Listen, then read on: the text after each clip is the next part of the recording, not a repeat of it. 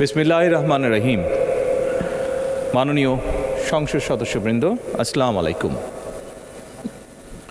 ফ্যাসিবাদের নির্মমতার শিকার অসংখ্য মানুষের কান্না আর হাজারো প্রাণের আত্মত্যাগের মধ্যে দিয়ে অবশেষে আজ থেকে পুনরায় যাত্রা শুরু হতে যাচ্ছে জনগণের ভোটে জনগণের কাছে জবাবদিহিমূলক সত্যিকার অর্থে জনপ্রতিনিধিশীল জাতীয় সংসদ। বাংলাদেশের জাতীয় সংসদের রাজনীতির এই ঐতিহাসিক মুহূর্তে আমি আল্লাহর দরবারে শুকরিয়া জানাই, যার অশেষ রহমতে আমরা একটি ন্যায়ভিত্তিক গণতান্ত্রিক মানবিক বাংলাদেশ প্রতিষ্ঠার লক্ষ্যে যাত্রা শুরু করতে পেরেছি। 1971 সালের স্বাধীনতা যুদ্ধের থেকে শুরু করে 2024 সালের দেশ এবং জনগণের স্বাধীনতা রক্ষার যুদ্ধ সহ এই পর্যন্ত দেশে গণতন্ত্র এবং মানুষের অধিকার প্রতিষ্ঠার সংগ্রামে যারা শহীদ হয়েছেন, ত্রয়োদশ জাতীয় সংসদ শুরুর এই যাত্রা লগ্নে আমি তাদেরকে কৃতজ্ঞতার সঙ্গে স্মরণ করছি। এই আন্দোলন সংগ্রামে যেসব মায়েরা তাদের সন্তান হারিয়েছেন, যেসব সন্তানেরা তাদের প্রিয়জন হারিয়েছেন, যেসব পরিবার তাদের সন্তান স্বজন হারিয়েছেন, যেসব আহত মানুষকে তাদের স্বাচ্ছন্দ্যের জীবন হারাতে হয়েছে, যেসব মানুষগুলো নির্যাতন, নিপীড়ন, রাজনৈতিক হয়রানি কিংবা মিথ্যে মামলা শিকার হয়ে সর্বস্ব হারিয়েছেন, আমি তাদের সকলের অবদানকেও কৃতজ্ঞতার সঙ্গে স্মরণ করছি। দেশের ছাত্র জনতা, কৃষক, শ্রমিক, শিক্ষক, কবি, সাহিত্যিক, সাংবাদিক, চিকিৎসক, প্রকৌশলী, আইনজীবী, কামার কুমার, জেলে তাঁতি, গাড়ি চালক, ব্যবসায়ী এবং সরকারি বেসরকারি চাকরিজীবী, গৃহিণী, সারা দেশে গণতান্ত্রিক রাজনৈতিক দলের নেতাকর্মী, সমর্থক তথা সর্বস্তরের সকল শ্রেণী পেশার মানুষ যাদেরকে গুম, খুন, হত্যা, নির্যাতন, নিপীড়ন, মিথ্যা হামলা মামলা কিংবা জীবন্ত মানুষের কবরস্থান তুল্য বর্বর বন্দিশালা, আয়নাঘর, কোনো কিছু দিয়েই যাদের গণতান্ত্রিক আকাঙ্ক্ষাকে রুখে দেওয়া যায়নি, যাদের সাহসী ভূমিকায় দেশে পুনরায় গণতন্ত্র ফিরে এসেছে, আমি ত্রয়োদশ জাতীয় সংসদের এই যাত্রা লগ্নে দেশের স্বাধীনতা প্রিয় গণতান্ত্রিক আমি বীর ছাত্র জনতাকে জানাই অভিনন্দন।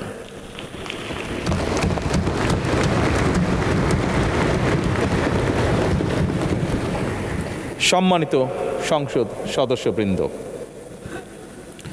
দেশনেত্রী মরহুমা বেগম খালেদা জিয়া জনগণের অধিকার প্রতিষ্ঠায় দেশে সংসদীয় গণতন্ত্র প্রতিষ্ঠা করেছিলেন, সংসদীয় গণতন্ত্রকে প্রাতিষ্ঠানিক রূপ দিয়েছিলেন। সেই গণতন্ত্রকে প্রহসনের রূপ দিয়ে জাতীয় সংসদকে হাস্যরসের খোরাকে পরিণত করা হয়েছিল। দেশে তাবিদারি শাসন শোষণ কায়েম করা হয়েছিল। দেশে সংসদীয় গণতন্ত্র এবং জনগণের অধিকার পুনঃপ্রতিষ্ঠা করার জন্য দেশনেত্রী বেগম খালেদা জিয়া জীবনের শেষ দিন পর্যন্ত লড়াই করেছেন। জীবনে কখনোই স্বৈরাচার কিংবা ফ্যাসিবাদের সঙ্গে আপোষ করেননি। দেশে আজ থেকে আবারও সেই কাঙ্ক্ষিত সংসদীয় গণতন্ত্রের যাত্রা শুরু হলো, আলহামদুলিল্লাহ।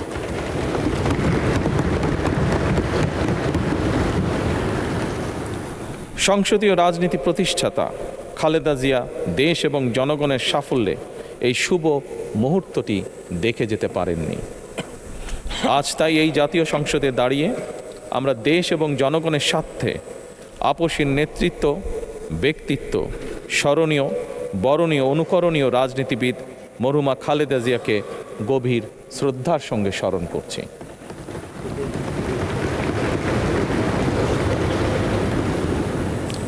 সম্মানিত সংসদ সদস্যবৃন্দ, দেশে বহুদলীয় গণতন্ত্রের প্রবক্তা এবং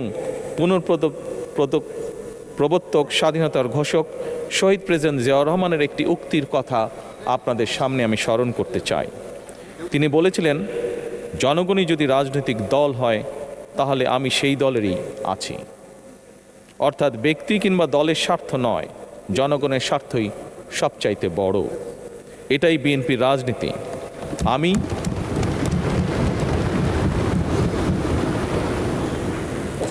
আমি প্রথমবারের মতন বাংলাদেশ জাতীয়তাবাদী দল বিএনপি থেকে জাতীয় সংসদ সদস্য নির্বাচিত হয়েছি। জাতীয় সংসদীয় দলের নেতা নির্বাচিত হয়েছি।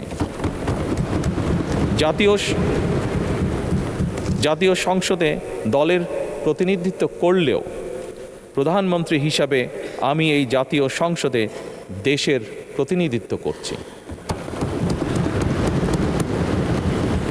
দল, মত, ধর্ম, বর্ণ নির্বিশেষে দেশের জনগণের প্রতিনিধিত্ব করছি। আমার রাজনীতি দেশ এবং জনগণের স্বার্থ রক্ষা করার রাজনীতি। বিএনপির রাজনীতি জনগণের জীবন মান উন্নয়ন এবং স্বনির্ভর বাংলাদেশ গড়ার রাজনীতি। প্রতিটি পরিবারকে স্বনির্ভর করাই আমাদের রাজনীতির লক্ষ্য। প্রতিটি পরিবারকে স্বনির্ভর করার মাধ্যমেই বিএনপি একটি স্বনির্ভর, সমৃদ্ধ, নিরাপদ, গণতান্ত্রিক বাংলাদেশ প্রতিষ্ঠা করতে চায়।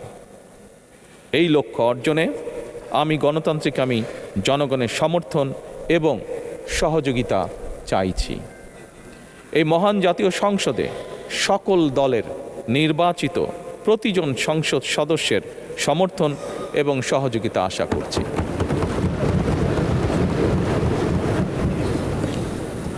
সম্মানিত সংসদ সদস্যবৃন্দ, আমি বিশ্বাস করি আমাদের দল কিংবা মত কিংবা কর্মসূচি ভিন্ন হতে পারে, কিন্তু তাবেদার মুক্ত, ফ্যাসিবাদ মুক্ত একটি স্বাধীন, সার্বভৌম, নিরাপদ, স্বনির্ভর বাংলাদেশ প্রতিষ্ঠায় আমাদের মধ্যে কোনো বিরোধ থাকতে পারে না, বিরোধ নেই।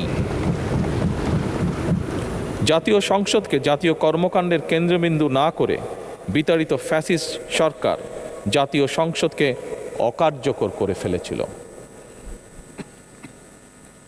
আমরা এই মহান জাতীয় সংসদকে সকল যুক্তি, তর্ক আর জাতীয় সমস্যা সমাধানের কেন্দ্রবিন্দুতে পরিণত করতে চাই। সম্মানিত সদস্যবৃন্দ, নতুন সংসদ যাত্রা শুরু করার সময় সংসদের সাবেক স্পিকার কিংবা ডেপুটি স্পিকার উপস্থিত থাকার কথা ছিল, কিন্তু পতিত, পরাজিত, বিতাড়িত ফ্যাসিস্ট সরকারের জনবিরোধী এবং গণবিরোধী কর্মকাণ্ডের ফলে যে জনরোষ তৈরি হয়েছিল তাতে এই মহান সংসদের সাবেক স্পিকার বা ডেপুটি স্পিকারকে খুঁজে পাওয়া যায়নি। তাদের কেউ কারাগারে, কেউ নিখোঁজ কিংবা কেউ পলাতক। দীর্ঘ ১.৫ দশকের ফ্যাসিবাদী এবং তাবেদারি শাসন শোষণের পর জনগণের ভোটে নির্বাচিত প্রতিনিধিদের নিয়ে আজ আমাদের এক বিশেষ পরিস্থিতিতে জাতীয় সংসদের কার্যক্রম শুরু হতে যাচ্ছে।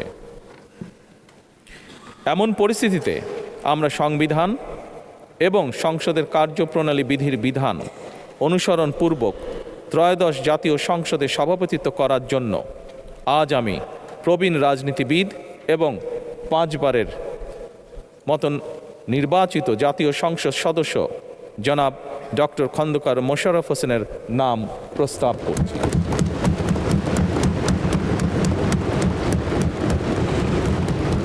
সম্মানিত সংসদ সদস্যবৃন্দ, আমাদের সংসদীয় রীতিনীতির ইতিহাসে এই ধরনের পরিপ্রেক্ষিত নজিরবিহীন নয়। 1973 সালে তৎকালীন প্রধানমন্ত্রী মরহুম শেখ মুজিবুর রহমান ওই সংসদের সদস্য মাওলানা আব্দুর রশিদ তর্কবাদীশের নাম প্রস্তাব করেছিলেন এবং তার সভাপতিত্বে বাংলাদেশের প্রথম সংসদের প্রথম অধিবেশন শুরু হয়েছিল। আমি জাতীয় সংসদের সকল সম্মানিত সদস্যকে স্বাগত এবং ধন্যবাদ জানাই। আল্লাহ হাফেজ। বাংলাদেশ জিন্দাবাদ।